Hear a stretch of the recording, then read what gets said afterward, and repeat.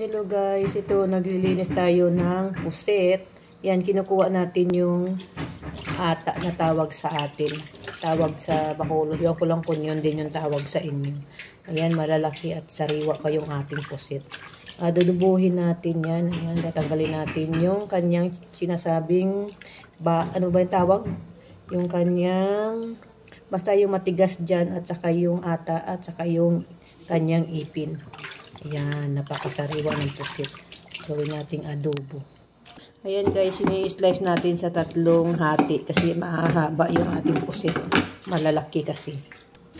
Ayan guys, ito yung ating sangkap ng panggisa.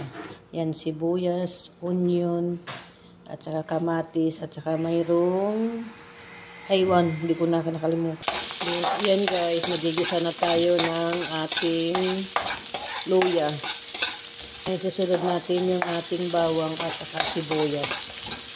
Ayan, medyo mapula-pula na yung ating sibuyas at saka garlic. Lalagay na natin yung ating kamatis. Ayan, mix-mix lang natin. Ayan guys, sinagay na natin yung ating puset. Ayan, dyan na, nakagisa na sa dyan.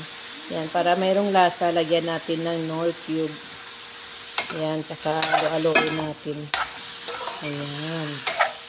Mapasarap na naman yung aming kain ito mamaya. Ang ganda ng pagkapusit o sariwang-sariwa pa nabili namin kahapon sa SM. Ayan guys, kumukulo-kulo na yung ating pusit. Malapit na maluto. Ayan. Ayan guys, luto na yung ating adobong pusit. Ayan, kain tayo. Bye!